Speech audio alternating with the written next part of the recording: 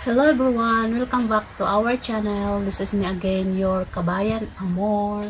So, kumusta po tayong lahat mga kabayan pong plantito at plantita. And shout out din sa iyo. Yes, ikaw na nanonood sa akin. So, maraming salamat po.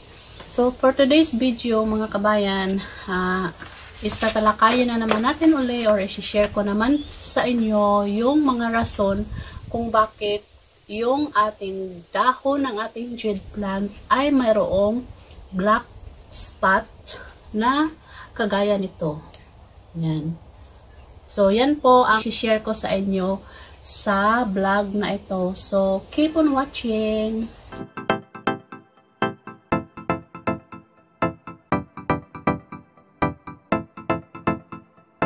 Walong rason kung bakit naglalagas yung dahon nila. So, sa hindi pa nakapapanood ng video na yon, so pwede nyong i-scroll down lang po kayo and then makikita nyo po ang video na yon kung bakit ba nalalagas ang dahon ng iyong jade plant. So, for today's vlog is yung rason naman kung bakit nagkakaroon ng black spot ang dahon ng ating jade plant, which is yun ang maraming tinatanong, maraming comments sa Facebook page ko din, which is Kabayan Amor, and mga previous ko na vlog about jade. Yun din ang mostly na tinatanong kung bakit nagkakaroon ng black spot yung dahon ng kanilang mga jade plant.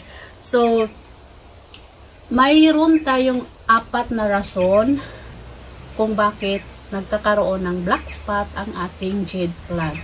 So, first is yung insects. So, insects, so alam naman natin kung ano yun sila, kung mga pest, ganon. So, ang jade plant ay commonly kinakapitan sila ng mealybugs, spider mites, and aphids. So, yun po, yung tatlong insects or pest na yan. So, yun po ang karaniwang lumalapit sa ating jade plant mostly, pero pati na rin sa ibang mga succulents natin, which is yung nakikita nyo na 4 dito, is i-explain ko sa inyo mamaya. Dahil hindi sila jade plant, so, mayroon din silang connection sa ating pag-uusapan today. So, explain ko yan sila mamaya. And then, paano nga ba tanggalin yung mealybugs? So, ang recommended na treatment para sa ating mealybugs, which is yung cotton buds, is isasawsaw natin sa alcohol. And then, isa-swipe lang po natin dito. So, for me naman, is lagi kong ginagawa kasi madali lang pong makita yung mealybugs. Kasi para siyang white na parang cotton. So, itong dalawang ito, itong aking Semperbebum, pareho sila Semperbebum, but iba-iba yung variety nila.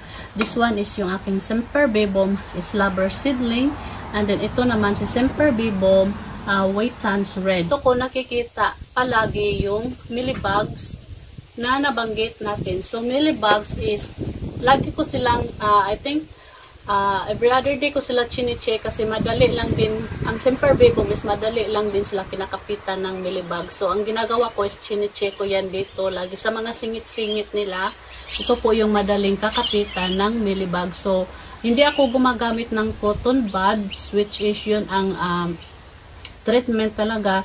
Is minsan is ito lang yung name tag kasi matulis po yung dulo, yung pinantusok ko sa soil. So, ito po yung ko, parang ginaganon ko, tinatanggal ko yung mealybugs dito sa singit-singit ng ating succulents. So, yan po ang mealybugs. So, next is yung spider mites. So, before ako nag-start, naghahanap muna ako ng infected na mga dahon ng aking mga succulents na maipapakita ko sa inyo as example kung ano yung looks ng isang spider mite. So, wala akong makita. So, magpiplex na lang ako ng picture na ito. So, ganyan po yung makikita nyo or sign na yung dahon ng jade plant ninyo ay mayroong spider mite. So, kumbaga ito yung sa inner and then dito yung sa under. So, dito sila laging kumakapit sa ilalim ng dahon ng ating leaves. Doon sila nagbabahay, yung mga maliliit na maiitim na na ano. So, doon kumakapit yung ating spider mites na insects, which is sila yung nagkukos ng ating jade plant na magkakaroon din ng black spotting.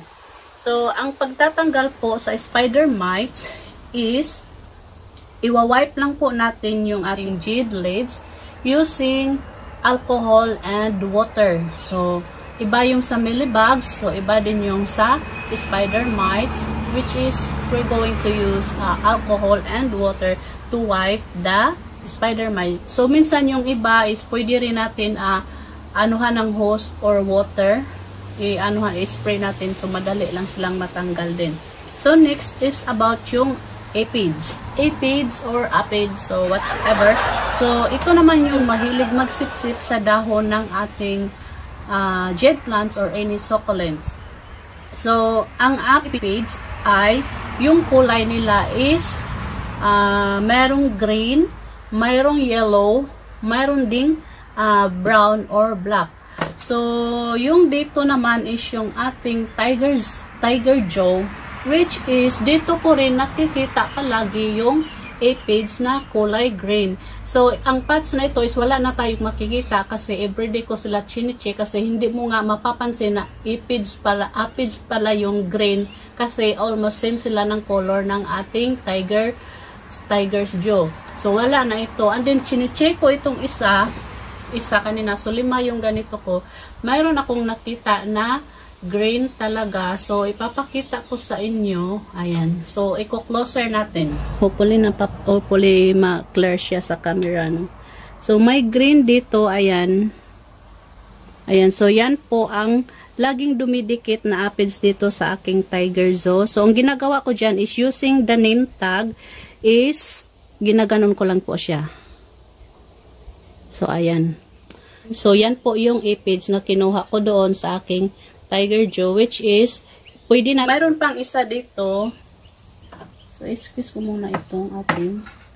So, hindi talaga mapapansin yung aphids if yung kulay niya is green kasi similar ng kulay ng mga dahon ng ating mga halaman. So, ikitang isa dito.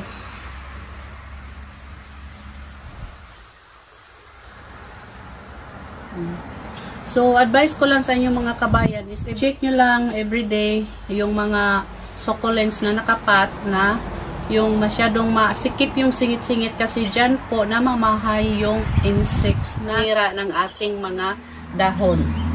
So, paano nga ba alisin ang aphids? Siya yung mahilig magsisip-sip ng mga mga juice ng dahon ng ating mga succulents. So, yung honeydew na na-produce niya is siya yung nagkukos ng pagka-black and discoloration ng ating jade plants or any succulents. So, ang treatment lang po natin dyan is puhugasan lang po yun natin yung infected na dahon para maalis yung aphids. As soon as mapapansin nyo na mayroon kayong aphids is hugasan or gayahin nyo lang yung ginagawa ko na kunting ganun lang. Ano bang tawag sa Tagalog dyan? Yung, kung sa Bisaya, yung ikuhit-kuhit lang ba? So, yun. So, ang paggamit naman po ng insecticidal soap is not recommended na gagamitin natin sa ating mga jade plants or any succulents na halaman. So, wash na lang po with water. So second is yung tinatawag na virus. So, virus, maraming virus, no? So, okay, hindi natin babanggitin yung virus na yun. So, yung, black spot na nakikita natin sa ating mga jade plants. So, number 1 din cause niyan is virus. So, mayroong 3 uri ng virus ang nabanggit dito, which is yung tomato spotted wilt virus, tuspo virus, and the black ring virus. So, hindi ko na sila maisa-isa explain siguro kasi magnonosblade tayo. So, ganito na lang. So, yung black ring virus that appears black spot dito sa underside ng ating, wala talaga akong makita. Naghahanap talaga ako na underside ng ating mga dahon is yun ang tinatawag na ring virus. So, yung mga viruses naman is hindi naman sila pumapatay ng ating mga jade plants. So, they are not going to kill the jade plants because they can be systematic or na-infect lang yung ating mga halaman. So, once na makikita nyo yung plants nyo na mayroong virus, so, wag nyo na po siyang gamitin as gagawin yung propagation, leaf propagation or cutting propagation kasi hindi na po yan siya healthy na gagawin nating propagation. So, mas lalong mag-spread lang yung virus if ever gagawin nyo yan.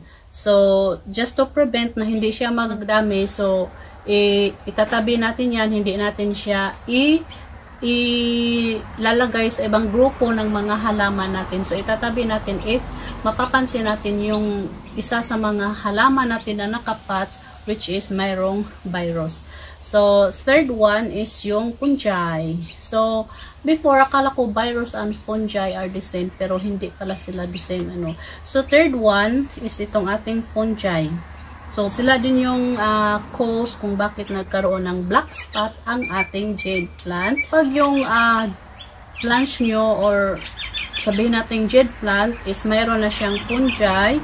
So, if ever na ipoprone ninyo sila or yung ititrain, no? So, kailangan talaga gumamit kayo ng mga tools na ganito. So, need nyo po munang hugasan ito and then lagyan nyo po siya ng alcohol before nyo gamitin na ikat if ever na gusto nyo silang itrim. So, to stop din na mag-spread yung fungi ng inyong halaman. So, always use clean tools to cut your plants.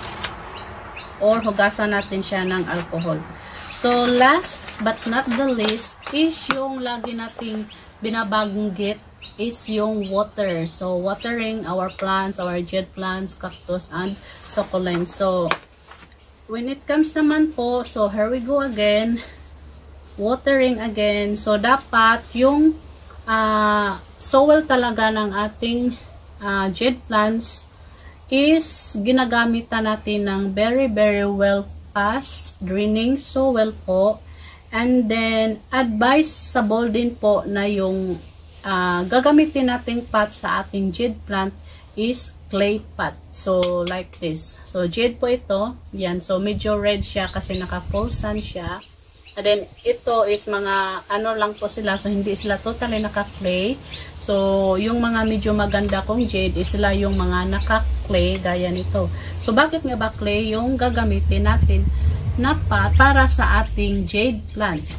So, maganda po ang rason kung bakit kailangan natin ng clay, kagaya nito mga clay yung aking succulents.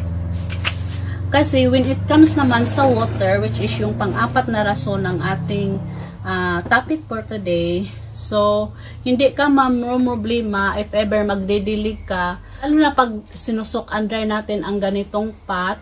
So hindi iyan siya magkukos ng pagbablock ng steam when you use clay pot, kasi si clay pot ay tumutulong din yan siya na mapadali yung pag-a-absorb ng water na nandito sa loob, which is sinisip-sip niya yung mga excess water na nandito sa soil natin. So, mas madali siyang mag-drain yung water. And don't forget po na wag nyong lagyan ng topping yung clay pot nyo like this.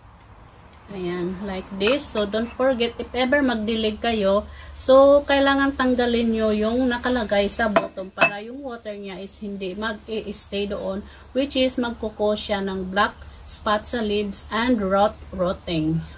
So, yan po ang rason kung bakit dapat clay yung gamitin natin sa ating mga jade plants.